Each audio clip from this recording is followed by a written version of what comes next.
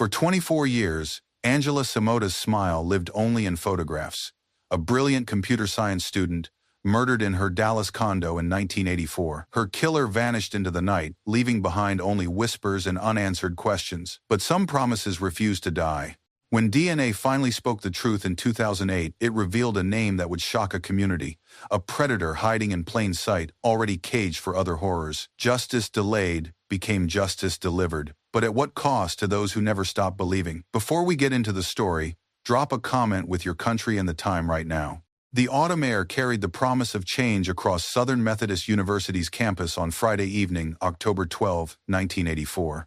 Angela Simota stood before her bathroom mirror, applying the final touches of makeup for what would be her last night alive. At 20, she embodied the optimism of her generation, a computer science, and this is intentional, electrical engineering double major in an era when few women dared enter such fields. Her condo near campus reflected her independence, books stacked beside computer manuals, sorority photos scattered across her desk, and the gentle hum of electronics that fascinated her filled the silence.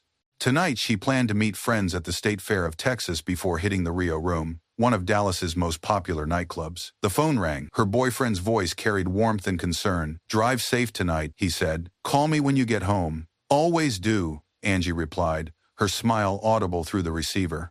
She had no way of knowing that promise would be broken by forces beyond her control. Outside, Dallas hummed with Friday night energy. The city's skyline gleamed against the darkening sky, neon signs flickering to life as residents prepared for weekend adventures.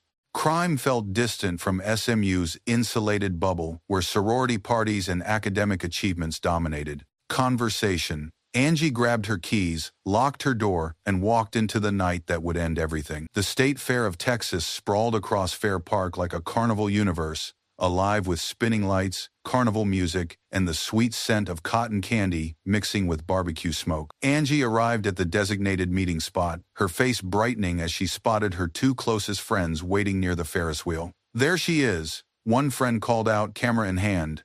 "Picture time before we lose track of each other." They posed beneath the neon glow, laughing as strangers passed by carrying oversized stuffed animals and paper plates loaded with fried delicacies. The photographer captured their joy, three young women on the threshold of limitless futures, immortalized in a moment that would later become evidence. As they wandered through the crowds, Angie felt eyes on her. She turned to scan the faces around them but saw only families, couples, and groups of friends, enjoying the festivities. The feeling persisted, a subtle unease that she dismissed as imagination. "Someone's checking you out," her friend teased, noticing Angie's distracted glances. "Maybe," Angie replied, forcing a smile. "Or maybe I'm just paranoid." They spent 2 hours riding attractions, playing games, and sampling fair food. The photographer captured their evening in snapshots that would later serve as timeline evidence, showing Angie's last moments of pure happiness, unaware that someone in those crowds was watching, waiting, planning. As the night deepened, the friends decided to transition from family-friendly fun to adult entertainment. The Rio Room awaited, promising music, dancing, and the kind of sophisticated nightlife that made them feel grown up and independent. None of them noticed the figure trailing at a careful distance as they headed toward the parking lot. The Rio Room pulsed with synthesized beats and colored lights that painted the crowd in shifting hues of blue, pink, and gold. Angie and her friends claimed a small table near the dance floor, ordering drinks and surveying the scene. The club attracted a diverse mix: college students, young professionals, and older men who prowled the edges with predatory patience. Within minutes, they were dancing, losing themselves in the music that defined their generation. Angie moved with natural grace, her engineering mind temporarily freed from equations and computer code. For these precious hours, she was simply a young woman celebrating life. During a break between songs, a man approached their table. Tall and confident, he seemed friendly enough, commenting on the music and asking about their evening. Angie engaged politely but maintained distance, her instincts telling her something felt off about his persistent attention. The bartender, wiping glasses behind the bar, noticed the interaction. Years of working Dallas nightlife had taught him to read situations, and this one carried tension. The man lingered too long, asked too many questions, and seemed to memorize details about Angie's responses. "Ladies' room," Angie whispered to her friends, using the universal code for regrouping away from unwanted attention. They spent 10 minutes in the bathroom, discussing the encounter. He's probably harmless, one friend suggested. Just another guy trying too hard. Maybe, Angie replied, but the unease remained. When they returned, the man had moved to the bar but continued watching their table. He nursed his drink slowly, making no effort to hide his interest. Other patrons came and went, but he remained, a constant presence in Angie's peripheral vision. The friends decided to leave earlier than planned. As they gathered their purses and headed for the exit, Angie felt relief wash over her. The parking lot's cool air felt like freedom after the club's suffocating attention. None of them saw the man settle his tab and follow them into the night. Dallas streets stretched, empty under amber streetlights as Angie drove her friends home through neighborhoods that transformed from vibrant to residential within blocks. Her small car hummed quietly, radio playing soft rock that filled the comfortable silence between conversation. "Best night in weeks," one friend declared from the passenger seat. "We needed this after midterms." "Definitely," Angie agreed, though her eyes kept checking the rearview mirror. A pair of headlights had maintained the same distance for several blocks, matching her turns and stops with uncomfortable precision. She tested her theory, taking an unnecessary right turn down a residential street. The headlights followed. Her grip tightened on the steering wheel. "Everything okay?" her friend asked, noticing the tension. "Probably nothing," Angie replied, taking another turn. The headlights disappeared around a corner, failing to follow this time. Relief flooded through her. "Just paranoid, I guess." They dropped off the first friend, without incident, laughing about the evening's highlights and making plans for the following weekend. As they pulled away from the curb, the passenger glanced back and thought she saw a familiar car parked across the street, but darkness made identification impossible. The second friend lived only 10 minutes away. They chatted about upcoming assignments and sorority obligations, the earlier unease fading into memory. When they reached the destination, Angie waited until her friend reached the front door safely before pulling away. Now alone, she felt the weight of the evening settling around her. The radio DJ's voice filled the car with late-night charm, announcing that it was nearly 12:30 a.m. Time to head home, check in with her boyfriend, and get some sleep before Saturday's obligations. She had no way of knowing that her evening was far from over. The familiar sight of her boyfriend's apartment complex brought comfort as Angie pulled into the parking lot. She had planned to drive straight home, but something drew her to make this quick stop. Maybe it was the earlier unease, or maybe she simply wanted to end the night with someone who cared about her safety. She knocked softly on his door, knowing he might already be asleep. When he answered, wearing pajama pants and a concerned expression, she felt foolish for the late visit. "Everything okay?" he asked, ushering her inside. "Perfect night," she replied, though her tone carried traces of earlier tension. "Just wanted to say goodnight in person." They talked for 15 minutes about the fair, the club, and her weekend plans. He noticed something distracted in her manner but attributed it to fatigue. When she announced her intention to head home, he walked her to the car. "Drive safe," he said, the same words from earlier in the evening. "Call me when you get home so I know you made it." "Always do," she replied, repeating her earlier promise. Their goodbye kiss lasted longer than usual, as if some part of her sensed this might be their final moment together. She drove away with a wave, her taillights disappearing into the Dallas night. The boyfriend stood in the parking lot for several minutes, watching the empty street and feeling an inexplicable reluctance to go back inside. Years later, he would remember this moment as the last time he saw her alive, when everything still seemed possible and the future stretched endlessly ahead. 20 minutes later, his phone would ring with the call that changed everything. Angie's condo welcomed her with familiar silence. She kicked off her heels, placed her purse on the kitchen counter, and checked the answering machine for messages. The red light blinked once her mother, reminding her about Sunday dinner plans. She poured a glass of water and reviewed her Saturday schedule. Sorority meeting at noon, study group at 3, dinner with friends at 7.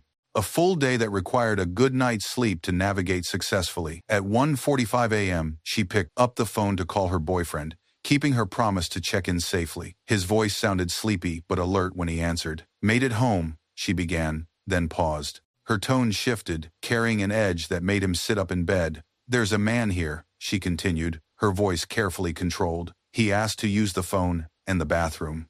I'm not sure if I let him in or if he followed me inside." The boyfriend's blood turned cold. "What do you mean? Where is he now?" "He's in the bathroom," she whispered. "Stay on the line with me. I'll call you right back." "Angie, don't hang up." The line went dead.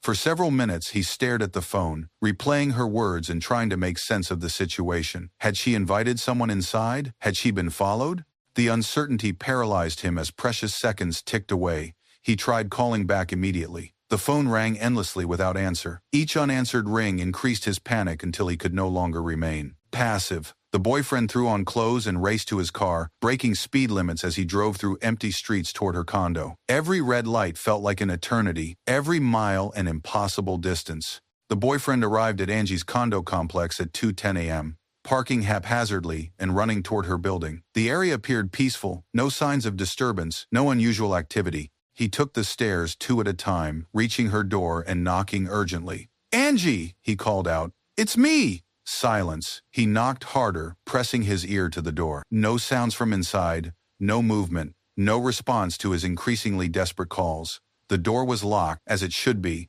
but somehow that detail felt wrong given the circumstances. Panic overtook rational thought. He pulled out his mobile phone, a luxury device that few people owned in 1984, and dialed 911 with shaking fingers. "I need police at the Cambridge Court condominiums," he told the dispatcher. "My girlfriend called saying there was a man in her apartment, and now she's not answering." "Something's wrong." The dispatcher asked standard questions about weapons, violence, and immediate danger. Each question felt like wasted time, but he answered as calmly as possible while pacing the hallway outside Angie's door. 7 minutes later, Dallas police officers arrived with flashlights and serious expressions. They listened to his account, examined the locked door, and made the decision to force entry. "Step back," one officer commanded. The door splintered on the second kick. Officers entered with weapons drawn, calling out standard police announcements. The boyfriend waited in the hallway, heart hammering as silence stretched from inside the condo. Then came the words that shattered his world. "We need detectives and the medical examiner." Now, the crime scene buzzed with controlled urgency as Dallas police officers secured the area. Yellow tape blocked access to Angie's condo, while tape arrested of quarter. Investigators began the methodical process of documenting evidence. Neighbors emerged from their units in robes and slippers, whispering questions that no one could answer. Detective Harrison, a 20-year veteran, arrived within minutes of the initial call. His experienced eyes took in the scene with clinical detachment, noting details that would later prove crucial to the investigation. Angie's body lay in her bedroom, positioned in a way that spoke of violence and violation. 18 stab wounds marked her torso, with multiple injuries to her heart proving fatal. The brutality shocked even seasoned officers who had witnessed the worst of human nature. The medical examiner arrived at 3:15 a.m., his quiet professionalism bringing order to the chaos. "Time of death approximately 2 a.m., he announced after preliminary examination. "Cause of death, multiple stab wounds to the chest cavity." Evidence collection began immediately. Officers documented fingerprints found throughout the condo, collected blood samples from various locations, and preserved material from beneath Angie's fingernails that suggested she had fought her attacker. Most importantly, they collected samples that would later be identified as evidence of violent personal abuse. The boyfriend sat in a police car, answering questions while trying to process the reality that his girlfriend was gone. His account of the midnight phone call became the foundation of the timeline that investigators would follow for the next 24 years. As dawn broke over Dallas, news vans began arriving at the complex. The story that would captivate the city for decades had begun with a locked door and a promise that would never be kept. The investigation consumed Dallas police resources for months as detectives followed every lead, interviewed every possible witness, and examined every piece of evidence with 1984's limited forensic capabilities. Detective Harrison worked 18-hour days, driven by the brutality of the crime and the victim's promising future. They questioned Angie's boyfriend extensively, subjecting him to polygraph tests and timeline verification. His cooperation and the verified phone records cleared him of suspicion, but the experience left him devastated and guilt-ridden. A male friend who had known Angie socially became a person of interest when investigators learned he couldn't account for his whereabouts during the crucial hours. The young architect submitted to questioning and evidence collection, but was eventually cleared when no physical evidence linked him to the crime. Detectives retraced Angie's final evening, interviewing friends, fair workers, and Rio room staff. The bartender remembered the persistent stranger, but his description remained frustratingly vague. Without security cameras or digital records, the man who had watched Angie became another dead end. The evidence collected at the scene represented the best of 1984 forensic science. Fingerprints were compared to known databases, blood typing was performed, and microscopic analysis revealed fibers and other trace materials. But DNA testing remained science fiction, leaving investigators with puzzle pieces they couldn't properly assemble. Media coverage intensified public interest and generated hundreds of tips. Each lead required investigation. Each theory demanded exploration. Some callers claimed to know the killer's identity. Others reported suspicious behavior from neighbors or acquaintances. All led nowhere. After 6 months of intensive investigation, the case file grew thick with reports, interviews, and dead ends. With no arrests and no new leads, the investigation entered a holding pattern that would last for decades. Years passed like seasons of grief. The Somoda family learned to navigate holidays without Angie's laughter, birthdays without her calls, and achievements without her celebrations. Her bedroom remained unchanged, a shrine to possibility that would never be fulfilled. Dallas moved on, as cities do. New crimes demanded attention, fresh cases consumed resources, and Angie's murder became another file in the cold case archives. The investigators who had worked her case retired or transferred, taking institutional memory with them. But in Tennessee, Sheila Wysocki carried the weight of her best friend's unsolved murder through marriage, motherhood, and the passage of time. Every October 12th brought renewed grief. Every news story about solved cold cases sparked hope that justice might still be possible. Sheila's children grew up hearing stories about Aunt Angie, the brilliant woman who had been stolen from their lives before they could meet her. The tales painted pictures of someone extraordinary, a role model whose absence shaped their understanding of life's fragility and the importance of perseverance. In the early 2000s, Sheila began making phone calls to Dallas police. Her inquiries were polite but persistent, asking about new technologies, requesting case reviews, and refusing to accept that Angie's killer would never be found. Mrs. Wysocki, Detective Henderson explained during one call, "I understand your frustration, but the case has been thoroughly investigated. Without new evidence, there's nothing more we can do." "Technology changes," Sheila replied. "Methods improve. Someone knows something, and I'm not giving up until they're found." Her persistence became legendary within the Dallas Police Department, marking her as the friend who refused to forget. The decision to enroll in private investigator training came naturally to Sheila. If police couldn't solve Angie's murder, she would develop the skills to help them. Her family supported the choice, understanding that this mission had become her life's purpose. The coursework was rigorous criminal law, evidence collection, surveillance techniques, and interview strategies. Sheila excelled, driven by motivation that surpassed any academic requirement. Her instructors recognized something special in her dedication, the kind of commitment that separates professional investigators from amateur enthusiasts. Upon graduation, Sheila obtained her private investigator license and immediately focused her skills on Angie's case. She reviewed every police report she could access, interviewed witnesses who were willing to speak, and developed theories about the killer's identity and methodology. Her approach was methodical and respectful. She understood that amateur investigation could damage more than it helped, so she worked carefully to support official efforts rather than interfere with them. When she discovered new information, she presented it professionally to Dallas police. The internet revolutionized her research capabilities. Online databases, social media platforms, and digital archives provided resources that hadn't existed in 1984. She tracked down former witnesses, researched similar crimes, and built comprehensive timelines that connected previously isolated facts. Most importantly, she maintained regular contact with Dallas police, reminding them that Angie's case remained open and that someone still cared enough to demand answers. Her calls evolved from desperate pleas to professional consultations as her expertise grew. In 2005, she reached Detective Linda Crum, a cold case specialist who listened with genuine interest to Sheila's presentation of the evidence. Detective Linda Crum brought fresh eyes and modern techniques to the evidence vault, where Angie's case materials had waited for over 2 decades. The file box contained everything collected in 1984 photographs, witness statements, evidence bags, and the sexual assault kit that would prove crucial to the eventual resolution. Crime scene technology had evolved dramatically since the 1980s. Computer databases could cross-reference evidence patterns. Communication systems allowed real-time coordination between jurisdictions.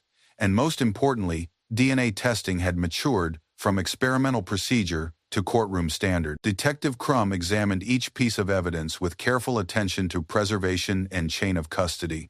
The original investigators had done excellent work, collecting samples properly and maintaining storage conditions that kept biological evidence viable for future analysis. The sexual assault kit contained the most promising materials: blood, semen, and tissue samples that could potentially yield a DNA profile. In 1984, these samples represented hope for future justice. In 2006, they represented the key to solving a murder that had haunted Dallas for 22 years. "We're going to test everything," Detective Crum told Sheila during a phone conversation. "Technology exists now that didn't exist then. If there's DNA evidence, we'll find it." The process required careful handling and multiple laboratory procedures. Samples were divided to ensure replication, control tests were conducted to prevent contamination, and multiple experts verified each step of the analysis. Months passed as laboratory technicians performed their meticulous work. Each stage brought hope and anxiety in equal measure. Hope that answers would finally emerge.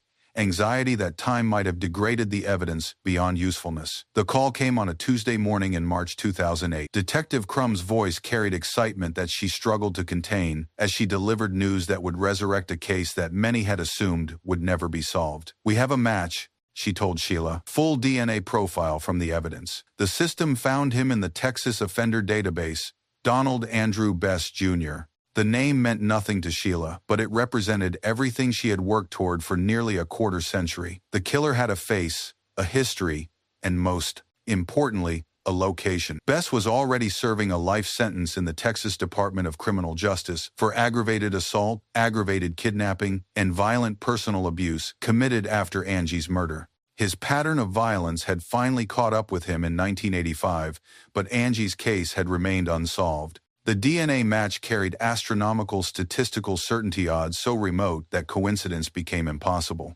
Laboratory experts confirmed the results through multiple tests, ensuring that defense attorneys would find no credible challenges to the scientific evidence. Detective Crum immediately began building the prosecution case. She reviewed Bess's criminal history, interviewed his known associates, and documented his movements during 1984. The picture that emerged was terrifying. A predator who had stalked Dallas for years, leaving victims who were too frightened or traumatized to report his crimes. Most chilling was the timeline. In person, October 1984, Bess had been on parole from a previous conviction, free to roam the city and prey on vulnerable women. His presence at the State Fair or Rio Room would have attracted no attention, just another face in the crowd, hunting for his next victim. The news broke like a lightning strike through Dallas media. Headlines proclaimed, "DNA solves 24-year murder," while television reporters stood outside the condo where Angie had died, telling her story to a new generation. The Dallas County District Attorney's Office moved swiftly to file capital murder charges against Donald Andrew Bess, Jr. Prosecutors understood that time was both ally and enemy. While DNA evidence was irrefutable, witnesses had aged, memories had faded, and some participants in the original investigation had died. Bess appeared in court as a heavy-set aging inmate who showed no visible emotion as charges were read. His defense attorney requested time to review evidence and prepare a response to allegations that had emerged from decades-old biological samples. The prosecution team, led by an experienced prosecutor who specialized in violent crimes, faced the challenge of presenting 1984 evidence to 2010 jurors. They needed to rebuild Angie's final evening, explain DNA science to laypeople, and demonstrate that 26 years hadn't compromised the integrity of their case. Media coverage intensified as trial preparations began. Television producers developed documentary segments about cold case investigations. Newspapers profiled Sheila's relentless advocacy, and legal experts debated the challenges of prosecuting crimes committed before DNA technology existed. Angie's family prepared for the emotional ordeal of reliving their loss in public. Her mother, now in her 70s, faced the prospect of testifying about her daughter's dreams and the devastation of losing her to violence. The family had waited more than 2 decades for this moment, but its arrival brought complex emotions rather than simple relief. Sheila felt vindicated but exhausted. Her years of persistence had contributed to this breakthrough, but the trial would demand everything she had left. She prepared to testify about her friendship with Angie and her refusal to let the case die. The trial was scheduled for early 2010, promising resolution to one of Dallas County's most notorious unsolved murders. The Dallas County Criminal District Court filled with spectators, media representatives, and family members as jury selection began in early 2010. The case had captured public imagination: a brilliant young woman murdered in her prime, a friend who never gave up, and DNA science that reached across decades to deliver justice. Judge Thompson, a respected jurist with experience in capital cases, managed the proceedings with careful attention to both legal requirements and human emotion. The defendant's right to fair trial had to be balanced against public interest in a case that had become symbolic of technological justice. Prosecutors presented their case methodically, beginning with Angie's final evening and building toward the DNA evidence that formed their foundation. Friends testified about her character, her ambitions, and the fear that her murder had instilled throughout the SMU community. The medical examiner, now retired but still sharp in his recollections, described the brutal nature of Angie's injuries. His clinical testimony painted a picture of violence that left jurors shaken and defense attorneys with little room to minimize the severity of the crime. When Detective Linda Crum took the stand, she walked jurors through the evidence collection process, explaining how 1984 procedures had preserved materials that would prove crucial 24 years later. Her testimony bridged the gap between old-fashioned police work and modern forensic science. The DNA expert provided the most crucial testimony, explaining how biological evidence had yielded a genetic profile that matched Bess with virtual certainty. Her presentation was clear, authoritative, and devastating to any claims of innocence. Defense attorneys focused on time gaps, questioning whether evidence could remain reliable after decades of storage, and whether procedures followed in 1984 met current standards. The trial's emotional centerpiece came when survivors of Bess's other attacks testified about their experiences.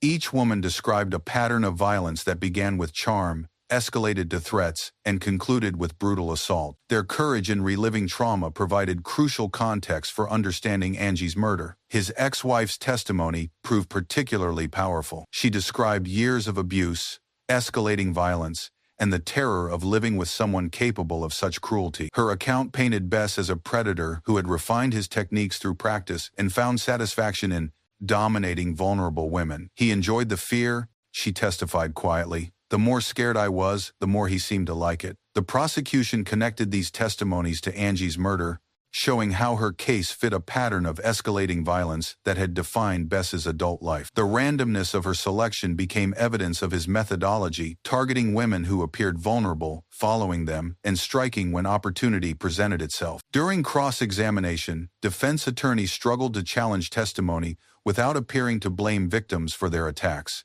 The pattern evidence was overwhelming, creating a narrative that made Angie's murder seem inevitable rather than isolated. Midway through the trial, drama struck when Bess suffered a heart attack during court proceedings. Paramedics transported him to a nearby hospital, while attorneys debated whether the trial should continue or be declared a mistrial. Judge Thompson ruled that proceedings would resume once Bess recovered sufficiently to participate in his defense. The delay created additional media attention and gave prosecutors time to strengthen their closing arguments. When the trial resumed 2 weeks later, Bess appeared weakened but alert enough to continue facing the charges that would determine his fate. Closing arguments brought together months of evidence, testimony, and emotion into final appeals for justice. The prosecution's closing was methodical and devastating, walking jurors through each element of their case while emphasizing the scientific certainty of DNA evidence. 26 years ago, Angela Samota called her boyfriend to report a stranger in her home. The prosecutor began. Those were the last words she ever spoke to someone who loved her. Tonight, we can finally answer the question that has haunted this community for more than 2 decades. We know who killed her, we know how he killed her, and we know why he killed her. The prosecutor displayed photographs of Angie smiling at the state fair, dancing with friends, pursuing her dreams at SMU. Then he showed crime scene images that demonstrated the brutality of her death. The contrast was stark and intentional. DNA doesn't lie, he continued. It doesn't forget. It doesn't change its story over time. The evidence collected in 1984 by dedicated investigators has finally been able to speak, and it says one thing clearly. Donald Andrew Bess Jr. murdered Angela Samota. Defense attorneys acknowledged the tragedy of Angie's death, while questioning whether evidence collected decades earlier could meet current standards of reliability. They highlighted gaps in the timeline, challenged storage procedures, and suggested that contamination or mishandling could explain the DNA match. Their argument faced an uphill battle against scientific evidence that had been thoroughly verified by multiple laboratories and expert witnesses. The defense's best hope lay in creating reasonable doubt about procedural issues rather than disputing the fundamental facts of the case. On June 18, 2010, the jury returned after 8 hours of deliberation with a verdict that had been 26 years in the making. The courtroom fell silent as the foreman stood to announce their decision. "We, the jury, find the defendant Donald Andrew Bess Jr. guilty of capital murder in the death of Angela Samota." Angie's mother wept quietly in the gallery, while Sheila felt a mixture of relief and exhaustion wash over her. The friend who had refused to give up had finally seen justice delivered through patience, persistence, and scientific advancement. The penalty phase required additional testimony about Bess's criminal history and the impact of his crimes on surviving victims. Prosecutors presented evidence of his lifelong pattern of violence, while defense attorneys argued for life imprisonment rather than execution. Family members testified about Angie's impact on their lives and the decades of grief they had endured. Their words painted pictures of a future stolen, dreams unfulfilled, and a void that could never be filled regardless of the jury's punishment decision. After 2 days of penalty phase testimony, the same jury that had convicted Bess returned with their sentencing recommendation, death by lethal injection. Judge Thompson formally sentenced Bess to death, concluding a legal process that had spanned decades and crossed technological generations. The man who had terrorized Dallas women in the 1980s would spend his remaining years on death row, awaiting an execution that would close the circle of justice. Media coverage of the verdict emphasized the role of scientific advancement in solving cold cases and the importance of never giving up on victims who deserve justice, regardless of time's passage. Appeals followed conviction as predictably as sunrise follows dawn. Defense attorneys filed motions challenging everything from evidence handling to jury selection, seeking any procedural error that might overturn the verdict or reduce the sentence. The Texas Court of Criminal Appeals reviewed the case thoroughly in 2013, examining each claim of error with the careful attention that capital cases demand. Their opinion, released after months of deliberation, upheld both conviction and sentence. "The evidence of guilt was overwhelming," the appellate court wrote. DNA evidence provided scientific certainty that the defendant committed this heinous crime. No procedural errors affected the fundamental fairness of the proceedings. Subsequent appeals to federal courts followed similar patterns. Defense attorneys raised constitutional challenges, questioned the reliability of DNA evidence collected in 1984, and argued that technological advances had created unfair advantages for prosecutors. Each appeal was carefully reviewed and systematically denied. The U.S. Supreme Court declined to hear the case in 2015, effectively ending the legal challenges that could have overturned Bess's conviction and death sentence. Throughout the appeals process, Angie's family and friends lived with uncertainty about the final outcome. Legal proceedings that stretched for years reopened old wounds and forced them to relive the trauma of her murder repeatedly. Sheila continued advocating for cold case investigation, using Angie's story to encourage other families to maintain hope and pressure authorities to re-examine unsolved crimes. Her experience had taught her that persistence, combined with advancing technology, could deliver justice even decades after crimes were committed. The appeals process highlighted the careful balance between defendants' rights and victims' need for closure, demonstrating how the legal system protects both while seeking truth through established procedures.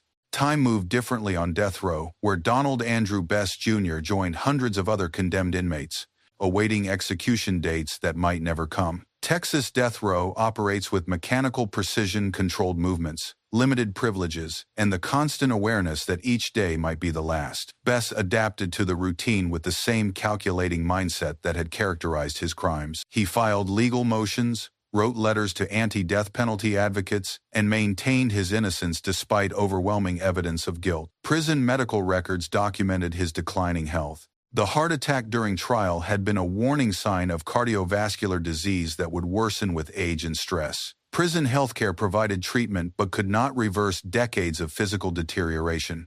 Outside the prison walls, Angie's story continued inspiring cold case investigations across the country. Law enforcement agencies cited her case as proof that DNA evidence could solve even the oldest murders, encouraging them to retest preserved evidence using modern techniques. Sheila spoke at conferences about victim advocacy and the importance of civilian persistence in supporting investigations. Her transformation from grieving friend to licensed private investigator became a model for others who refused to accept that justice might never come. The 20th anniversary of Bess's conviction passed quietly, marked by news articles that recounted the case's impact on forensic science and victim advocacy. Some readers had been children when Angie was murdered, others had been born after her killer was finally identified. Progress in DNA technology continued accelerating, solving cold cases at an unprecedented rate and providing closure for families who had waited decades for answers. Angie's murder had contributed to this revolution by demonstrating that proper evidence collection could yield results far beyond immediate capabilities. On September 1, 2022, nearly 4 decades after murdering Angela Samota, Donald Andrew Bess Jr. died of a heart attack. While on Texas death row, prison officials discovered his body during routine morning checks, ending a life that had been defined by violence and concluded without the formal execution that his victims' families had anticipated. The news reached Angie's family through calls from prosecutors who had worked their case. The official cause of death was cardiovascular failure, the same condition that had disrupted his trial years earlier. His death certificate listed no next of kin, a final testament to the isolation that violence had created around him. Sheila received the news with complex emotions. Justice had been delivered through legal proceedings, but death had prevented the final closure that execution might have provided. "He's gone," she told reporters. "That's what matters. He can't hurt anyone else." The Texas Department of Criminal Justice released a brief statement confirming the death and noting that all legal proceedings related to his case were now concluded. His body was cremated after no family members claimed it, ending his physical presence on Earth as anonymously as he had lived. Media coverage of his death revisited the case that had defined his public identity. Newspapers ran side by side photographs Angie's bright college portrait next to Bess's prison mugshot, capturing the stark contrast between innocence and evil that had driven the story for nearly 40 years. For Sheila, his death marked the end of a journey that had consumed half her life. She had kept her promise to never give up, had seen justice delivered through the legal system, and had watched technology vindicate her faith in eventual answers. The legacy of Angela Samota's murder extended far beyond one solved case. Her story became a touchstone for cold case investigations nationwide, proving that evidence properly collected and preserved could yield justice decades later when technology caught up to possibility. Law enforcement agencies across the country referenced her case when advocating for DNA testing budgets and evidence storage improvements. The meticulous work done by Dallas police in 1984, collecting samples they had no way to analyze, became a model for crime scene procedures that anticipated future scientific capabilities. Sheila's transformation from grieving friend to licensed private investigator inspired similar journeys by other families affected by unsolved crimes. Her speaking engagements at law enforcement conferences and victim advocacy groups spread the message that civilian persistence could make a difference in cold case resolution. The SMU campus where Angie had studied installed a memorial scholarship in her name, supporting women pursuing careers in computer science and engineering. Each recipient learned about the young woman whose dreams had been cut short, but whose memory continued inspiring others to break barriers in male-dominated fields. DNA technology continued evolving, solving cold cases at rates that would have seemed impossible in 1984. Genetic genealogy opened new avenues for identifying suspects through family connections, while improved laboratory techniques could extract profiles from increasingly degraded samples. Years after Bess's death, the ripple effects of Angie's case continued spreading through the criminal justice system. Her story appeared in textbooks about forensic science, documentary films about cold case investigations, and training materials for victim advocates. The boyfriend who had received her final phone call eventually found peace through counseling and support groups for families affected by violent crime. He married, had children, and carried Angie's memory forward through stories about her intelligence, ambition, and the bright future that violence had stolen.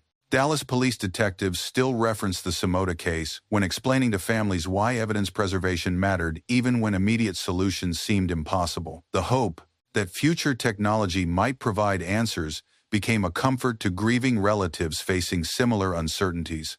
Angie's parents, now elderly, found solace in knowing that their daughter's killer would never hurt anyone else. The trial had been difficult, the appeals process exhausting, but the final resolution brought a measure of peace that had eluded them for decades.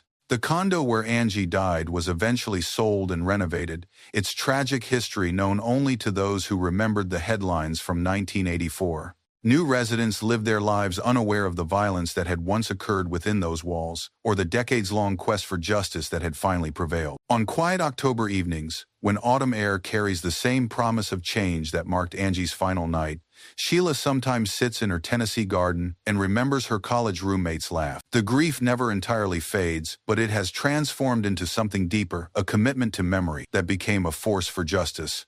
The calls she made to Dallas police, once driven by desperate hope, had evolved into professional advocacy that helped solve not just Angie's murder, but influenced cold case investigations nationwide. Her refusal to accept silence had created sound where none existed, demanding attention until someone finally listened. Students at SMU still hear Angie's story during orientation sessions about campus safety. Her photograph appears in presentations about women in STEM fields, a reminder that progress often comes at tremendous cost and that honoring victims means continuing their work rather than simply mourning their loss. The forensic techniques that solved her murder continue advancing, promising answers for families still waiting for closure. Each breakthrough carries forward the lesson that Angie's case taught, that truth may be delayed, but it need not be denied if evidence is preserved and advocates refuse to surrender. In the end, Angela Samoda's legacy rests not in the violence that ended her life, but in the persistence that demanded justice for her death. A brilliant young woman who dreamed of changing the world through technology became the catalyst for changes in criminal justice that she never could have imagined. Her killer died in prison, his name forgotten except as a cautionary tale about the consequences of violence. But Angie's name lives on in scholarship programs, victim advocacy efforts, and the countless cold cases that have been solved because her story proved that time need not equal defeat. The phone call that Sheila answered on that March morning in 2008, "We have a match," validated years of refusing to let go. It proved that friendship could outlast death, that love could overcome time, and that justice, however delayed, could still arrive with scientific certainty. For families facing similar losses, Angie's story offers both hope and instruction. Hope that answers may come even after decades of silence. Instruction that demanding those answers requires persistence, professionalism, and the unwavering belief that every victim deserves truth. The SMU campus where Angie once walked now hosts annual remembrance ceremonies that draw students who were born long after her death. They light candles, read her story, and commit to carrying forward her memory through their own achievements in fields she had pioneered. As evening settles over Dallas and streetlights illuminate the paths where Angie once drove toward an uncertain future, her presence lingers not as a ghost of what was lost, but as a beacon of what persistence can achieve. Justice delayed became justice delivered, proof that some promises refuse to die even when those who made them can no longer speak. The final lesson of her story echoes through courtrooms, laboratories, and conference rooms, where her case continues inspiring new approaches to old problems. Angela Samoda lived for 20 years, but her impact on criminal justice will endure for generations. A young woman's dreams transformed into lasting change through the determination of those who refuse to let her be forgotten.